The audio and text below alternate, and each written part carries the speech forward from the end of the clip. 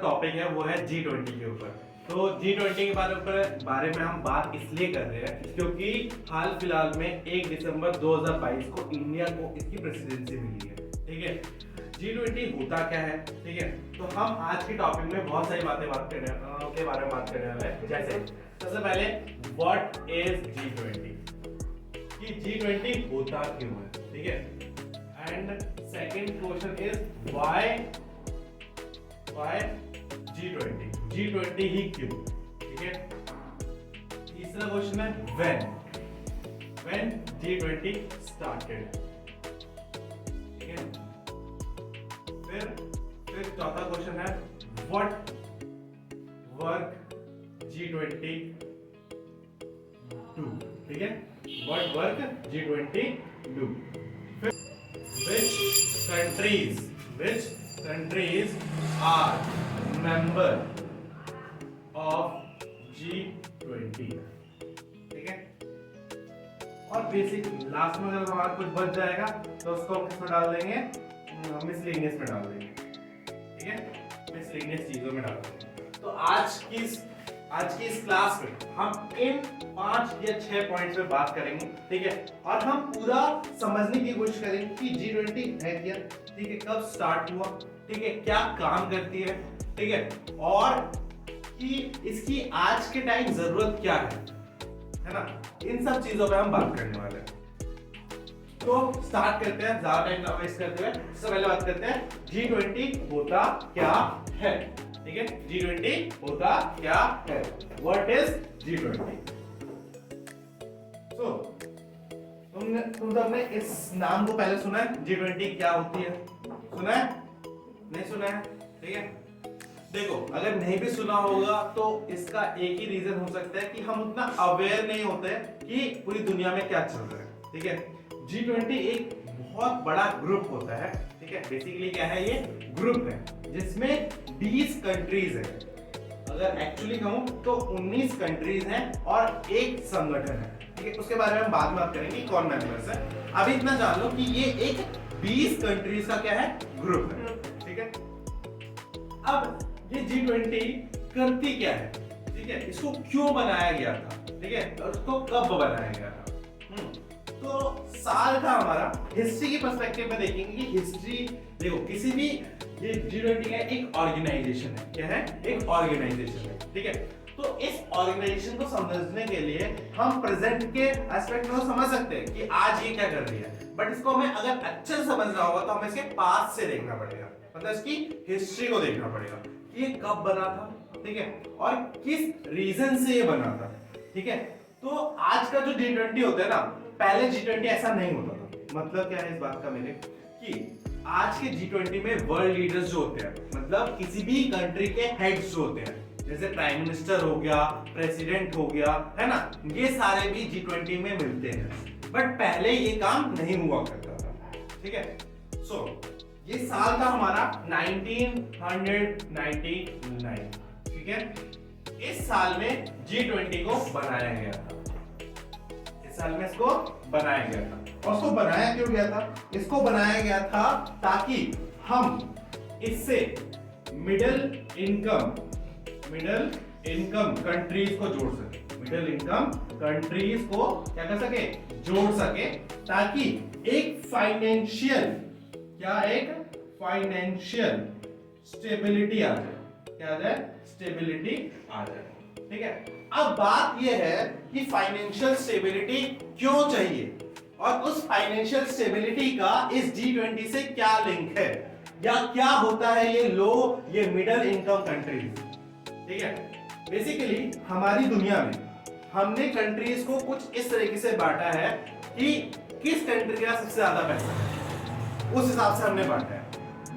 सबसे पहले आती है कंट्रीज जो बहुत ज्यादा डेवलप है।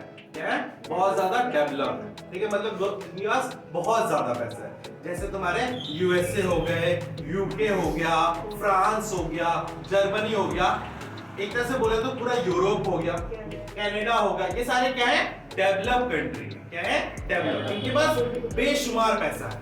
ठीक है, उसके बाद आते हैं वो वो कंट्रीज जिनके पास मिडिल इनकम, जो डेवलपिंग में है, मतलब जो डेवलप बनने वाले हैं बट उससे पहले डेवलपिंग मतलब खुद को डेवलप कर रहे हैं, जैसे इंडिया, चाइना अपने आप को डेवलपिंग कहता है बट वो डेवलप हो चुका है एक तरह से देखें, ठीक है।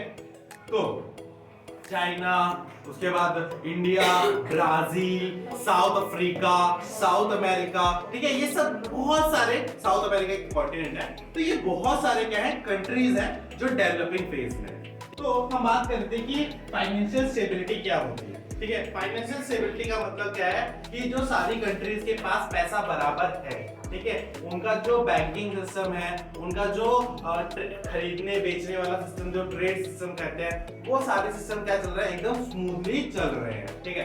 तो 1919 में क्या हुआ था, 1999 में क्या हुआ था कि एक फाइनेंशियल क्राइसिस आई थी, क्या थी, फाइनेंशियल क्राइसिस आई थी, ठीक है। और इस फाइनेंशियल क्राइसिस में देखा गया कि एक रीजन जिसको बोलते हैं ईस्ट एशिया और साउथ ईस्ट एशिया, ठीक है, इन दो रीजंस को बहुत ज्यादा क्या हुआ, घाटा हुआ, ठीक है। इनमें इस फाइनेंशियल क्राइसिस की वजह से लोग जो थे वो और भी ज्यादा गरीब बनते गए, मतलब उनको और भी ज्यादा गरीबी रेखा के नीचे ढकेल जाएगा, ठीक है। तो फाइनेंशियल क्राइसिस का मतलब क्या होता है, फाइनेंशियल क्राइसिस का मतलब होता है कि हमारे जो बैंकिंग होती है, हमारा जो बैंकिंग सिस्टम होता है, हमारे जो पैसे देने लेने का जो सिस्टम होता है, वो पूरी तरीके से ठप पड़ जाता है या वहां पे पैसों की कमी हो जाती है, तो उसी चीज को क्या बोलते हैं, फाइनेंशियल क्राइसिस, ठीक है। और ये फाइनेंशियल क्राइसिस और भी होती है, मतलब जो एक कंट्री की ग्रोथ होती है ना, ठीक है, उसकी ग्रोथ जो होती है फाइनेंशियल क्राइसिस की वजह से क्या होती है, रुक सी जाती है, क्या होती है, रुक सी जाती है। तो 1999 में एक फाइनेंशियल क्राइसिस हुई, कहां हुई, ईस्ट एशिया और साउथ ईस्ट एशिया में। तो तब एक ग्रुप हुआ करता था, मतलब जो अभी भी है, उसका नाम है G7, क्या नाम है, G7। इस ग्रुप ने क्या बोला, इन्होंने एक एडवाइस दी, इन्होंने क्या दी, एक एडवाइस दी, और एडवाइस में क्या बोला कि हमें जो मिडिल इनकम कंट्रीज है, उनके फाइनेंस मिनिस्टर्स और सेंट्रल बैंक के गवर्नर, देखो हमारे इंडिया में बहुत सारे बैंक हैं बट एक सेंट्रल बैंक है, इसको नाम पता है उसका, RBI, reserve bank of India, ठीक है। रिजर्व बैंक ऑफ इंडिया क्या करती है, ये पैसों की देखभाल करती है, ठीक है, कि कितना पैसा बाहर से आ रहा है, कितना पैसा बाहर जा रहा है, ठीक है, और कितना पैसा हमारी मार्केट में घूम रहा है, ठीक है, ये सारा काम होता है आरबीआई का, ठीक है। इसके बारे में अगर जानना होगा तो हम एक अलग क्लास में जान सकते हैं। तो इन्होंने क्या एडवाइस दी कि हमारे पास जो भी मिडिल इनकम कंट्रीज है, ठीक है, जो भी मिडिल इनकम कंट्रीज है, ठीक है, इनकम कंट्रीज है, इनके जो भी फाइनेंस मिनिस्टर है, एफएम बोलते हैं, फाइनेंस मिनिस्टर मतलब वित्त मंत्री, ठीक है, हमारी वित्त मंत्री कौन है, निर्मला सीतारमण, ठीक है। इनको साथ में इनके जो सेंट्रल बैंक है, क्या, सेंट्रल बैंक, ठीक है, इनके गवर्नर्स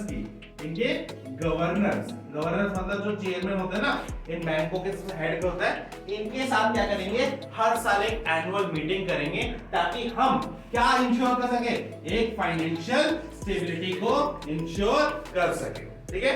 इनके साथ मीटिंग करेंगे जो मिडिल इनकम कंट्रीज है, उनके एफएम मतलब फाइनेंस मिनिस्टर और सेंट्रल बैंक के गवर्नर्स के साथ, ठीक है। तो ये तो बात होगी कि ये कैसे बना, ठीक है। उसके बाद हर साल ऐसी एक मीटिंग होने